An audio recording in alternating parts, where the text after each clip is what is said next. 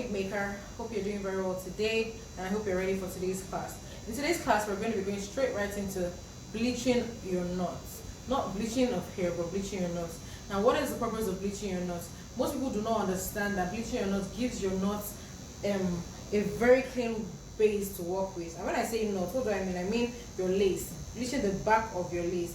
What this does is it gives your lace a brownish tone, which then resembles our scalp.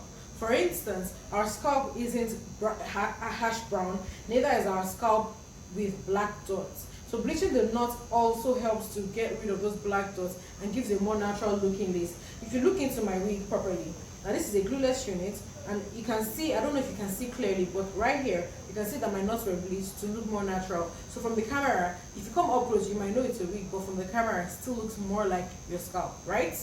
Okay, so we're going to be bleaching a closure and a frontal. So as a professional wig maker, you need to know that you bleach your closures, your frontals before wigging. Okay, before wigging. So how are we going to bleach this closure and the frontal? What are we going to be doing differently?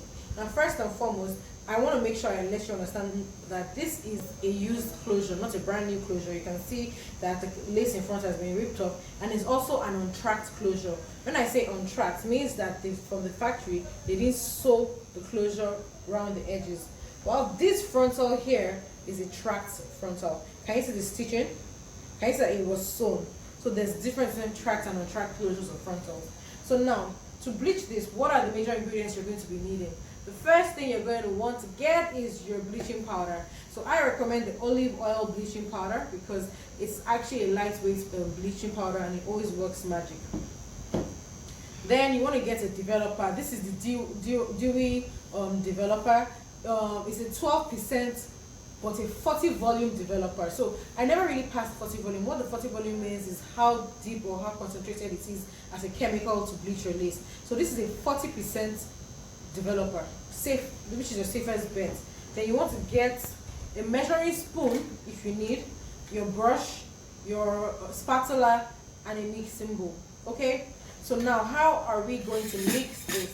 Now I'm just going to show you real quick how I mix this. Can you still see? Yep. So okay, so this one has already been opened.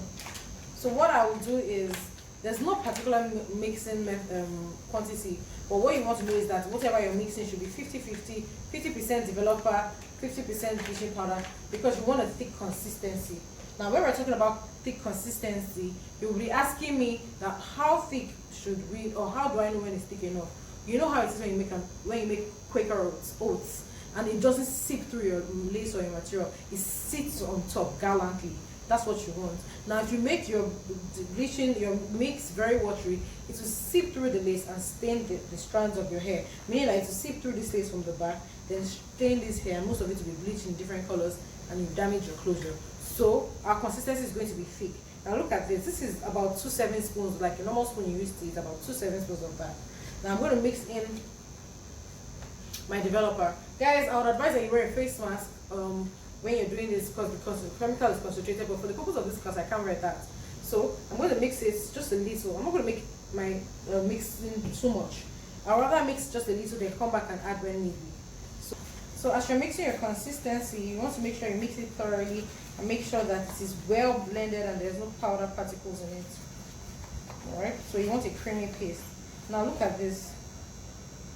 This is a bit still watery, but it's still fair. Whatever you do, when you turn your spoon down, it shouldn't drop immediately. See? Then you know that your consistency is good enough. If it drops immediately, then there's a problem. That means it's too watery, so you add more bleaching powder here. So let's go right into bleaching. So now this is my mannequin head, and I'm just going to pin it up here so that you can see.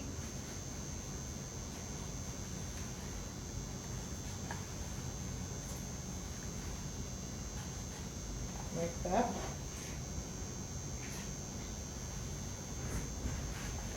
Can you see the full lace?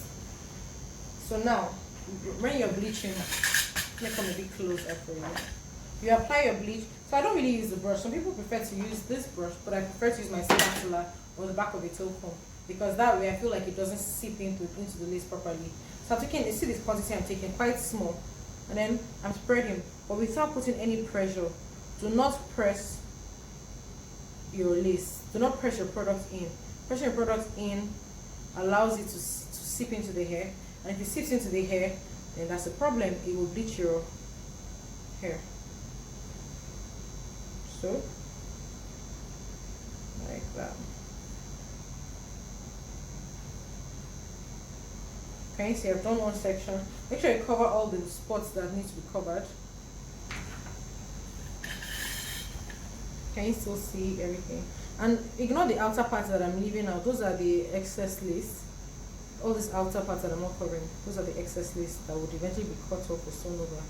So, making sure that you come to the front without getting on your hair.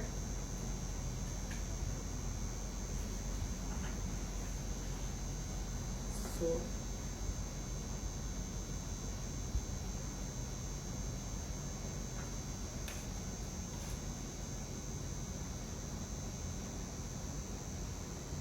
here we go. So this is what it looks like without pressing actively, so that it doesn't stain your lace.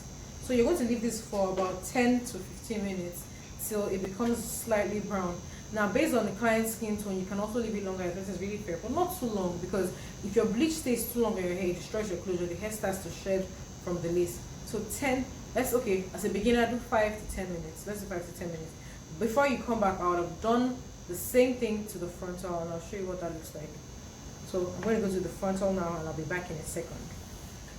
Okay, welcome back, guys. As you can see, the bleaching powder has been on it for a bit, and it's time for us to rinse out. So in the process of rinsing this whole thing out, what I will do is just use cold running water preferably, and not hot.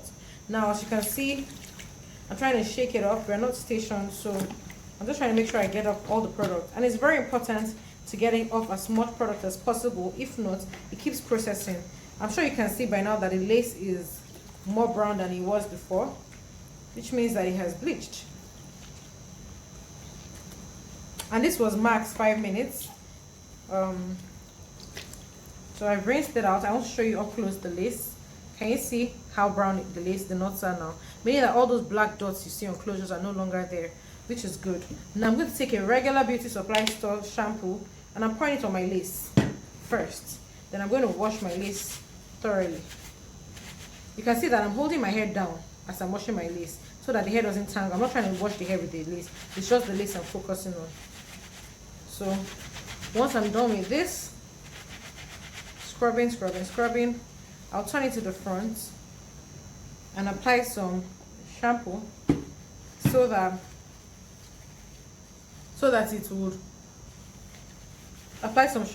it would clean up the hair from all the bleach that's on it. So literally I've cleaned up the hair, and how I'm washing the hair is just doing it. I'm just moving it in a left-right manner so it doesn't tangle. Left, right. And you can add some more shampoo. I'm always very generous with my shampoo when washing, because I don't want a situation whereby anything is tangling. When your hair tangles, it becomes damaged and it sheds. So rubbing left, right, all the way to the bottom. All the way to the bottom, as you can see. So we've been able to clean the hair shaft and the lace itself. Now I'm going to run cold water over it to rinse out. So as you can see,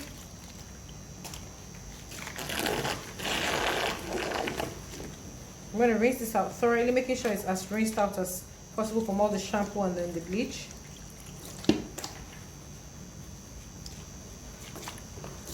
And once that is done, you can see shampoo has been rinsed out thoroughly. Once this is done, I'm going to go in with my conditioner. So still a regular supply conditioner, and there's no point of putting conditioner on your lace. So I'm going to apply it right in front on all the hair. This is to prevent the hair from breaking and drying up from all the chemicals that have been applied. Now I'm applying it down, making sure that I don't tangle it. And remember the structure that we're going in, or the pattern we're going in. First, I'm going to make sure I rub it all through. Then I'm rubbing it in left, right, left, right, left, right, just like that, so it doesn't tangle. I'm not going in a circular motion, that's like tying it. What I'm just doing is making sure that I go left, right, back and forth, back and forth, back and forth, all the way.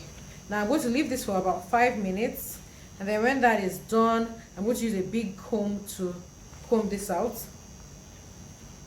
So you see, I just want to make sure it's detangled properly, and then I'm just going to go in with my white tooth comb slightly detangle. I don't know if you can still see me. So I'm not using a brush, but I'm using a big comb because I don't want the hair to start to shed or pull out. Okay, so once you've detangled this nice and detangled, once this has been thoroughly detangled, I'm going to rinse out, but I'm just going to squeeze out the excesses first. So let's rinse this out.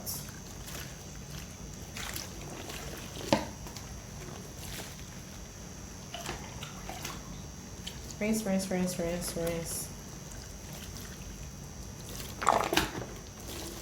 Make sure it's clean.